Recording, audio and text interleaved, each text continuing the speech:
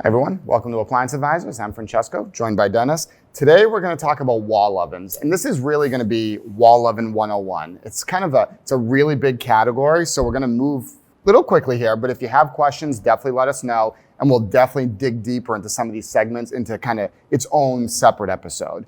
So 101, what I mean is we're going to talk about really wall oven placements, dimensions, what are the options of wall ovens, that sort of thing. So kind of just kick it off. Let's talk about placements first. Like, where can you put a wall oven? Obviously, there's the obvious wall placement, but what else is there? Yeah, I mean, so obviously you can put it in a wall. You can put it under a counter.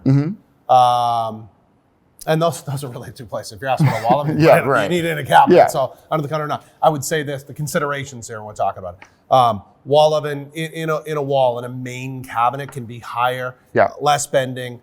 3 out of 5 Americans have a bad back, less bending's better, easier access day to day. And that kind of is the benefit almost of a wall oven versus a range in general. It's kind of nice, easy access into it without bending over. So now you're talking about under a counter. Correct. And under a counter is a popular option we see, clean, linear, transitional, nice aesthetic. A lot of people ask about it. Designers, architects show it a lot of times in magazines. Functionally, it's not the ideal because you got to think about, you need space. Well, two things. You want to make sure either way that it could work physically within a cabinet. Approved that the cooktop and the wall oven work. More often than not, in this one case, you are going to match brand to brand because if they do fit, it'll spell it right out in the dimensions that it will fit with its wall oven. It's matching cooktop and wall oven will work. But second to that is you got to think about how low it's going to put it because you have physical electric connections if it was an induction or electric top, or gas if it's gas connections. It really ends up putting that wall oven truly almost on the floor, right at that toe kick. I mean, it's really down there now. And some brands even go kind of deep into the toe kick a little bit. So you really got to think about that. Again, yin and yang, form and function. How often do you use it, and is it going to be functional? Now, more often when we put it under a cabinet, you got to think that it's either in an island or it's on a cabinet run of cabinets down low, but you might most times have an island right behind you. So you want to think about, if you're going to do that, door swings. I have a very specific opinion on that. I think if you're going to put it under the counter, you want to do a side swing door or some type of French door. So side swing, literally that it swings open like a cabinet door, or the type that they're split in French, that they split in the middle. So brands to consider, GE Cafe, Blue Star have French doors.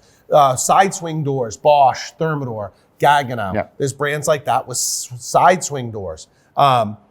I really like the side swing door because what it at least allows you to do is when it's low is to have full access up close to the wall oven. If you think about if you have a classic pull down door and you're low on the counter, you're either at the island bumping into your rear cabinets or at the rear cabinets bumping into your island. Most cabinets minimally is set. The island is set at 39 inches off the run of cabinetry.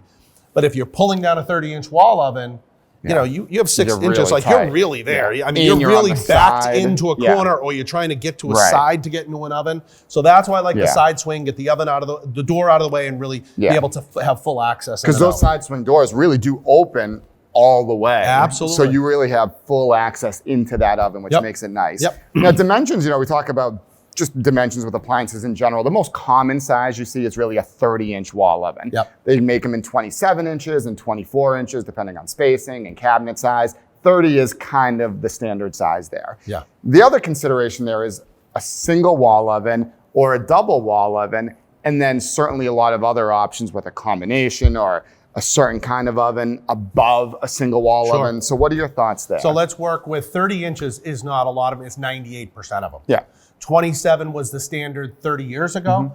There's no dollar difference, cost difference between 27 and 30, and you have way less options of 27. It's kind of a dying animal. So I think absolutely, whether you think, oh, I don't use the wall oven enough, I can save a few inches for something else, put in 30 because for resale value. For sure. Okay, that's number one. Number two would be the 24-inch wall oven is absolutely a niche for a smaller galley kitchen or space. Again, many times, folks, you're not saving money for the size. So it all comes down to personal preference for you, but also you want to look forward to resale value. And I will tell you, most people have 30-inch wall ovens, so they would walk into a kitchen seeing anything 27 or 24 and might be like, wow, love the space, love the kitchen cabinets, but that wall oven's tiny and it may end up becoming a reason why someone doesn't buy. Okay. Second to that would be double wall oven versus single wall oven, which is a consideration.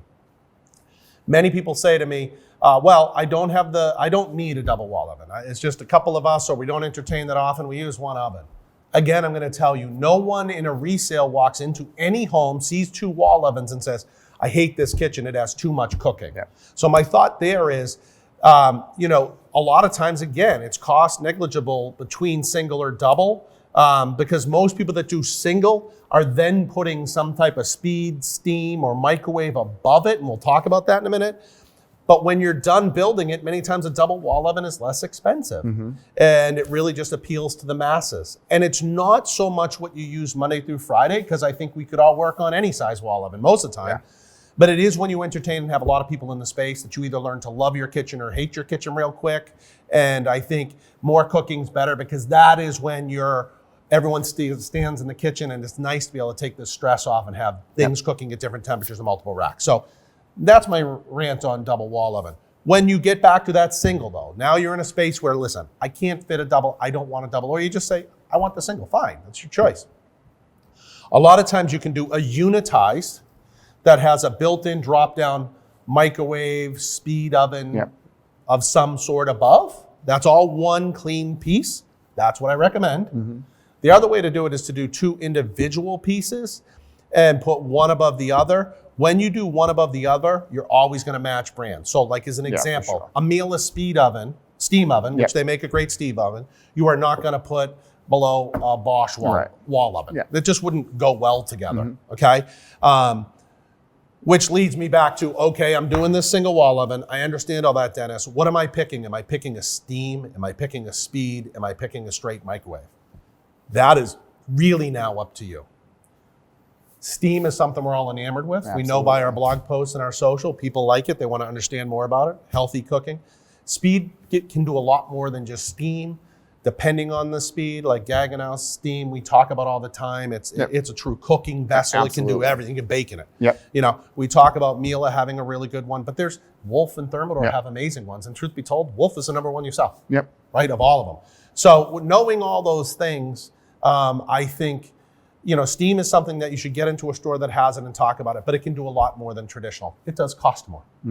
Then you have these combi ovens that are a microwave and an oven, kind of like a convection oven, but even different, because they can do even a little bit more. I love combi ovens. I mean, combi ovens just give you that kind of they don't give you the space, but they give you the ability to really baking it and really use it more like you would a regular oven and as a microwave. Right, and it saves space elsewhere too, of not having to put a microwave. No preheat time, really fast, really efficient. So I do like combi ovens, I think for the masses. And then for everyone else, a straight microwave. You might just say, hey, not that fancy. Don't need all those things and a microwave. I think in cost, the microwave is going to be your least expensive, combi, and then steam. Pretty close. And, so just in general, it sounds like too, a double oven versus kind of one of those combination ovens with the speed oven and a single oven underneath. I think most people get a lot more flexibility that way versus using a double oven every day. So, really, and what we find is those people that have a speed or even a steam oven, they almost use that oven more so every single day. And then that single oven or the bottom oven is kind of what's used when you're having a party or when you're having people over. So let's talk about that. I would challenge you in 90% of the cases though, if space could be worked out, a double wall oven with the separate microwave or microwave draw would still be less expensive than doing a single wall oven with a combi speed or a single wall oven with a steam oven. So it really, again, comes down to space. If you can maximize and have full flexibility, a double and a microwave separately, you have the all worlds handled. And a lot of times you're going to save money. But it is the yin and yang of space. What cabinets can you give up or live without? All right, that's great. So Wall Oven 101. If you have any questions, like I said, definitely ask those questions. We're going to absolutely dig deeper into some of these topics in different episodes and hope you learned something. Thanks. Thank you. And don't forget to follow us on social media for appliance tips and updates from Yale Appliance. Your feedback is what shapes our series. Like what you saw, give us a thumbs up, share it with your friends, and drop your thoughts in the comments below. We love hearing from you. Stay informed and inspired on all your appliance needs. This is Appliance Advisors signing off.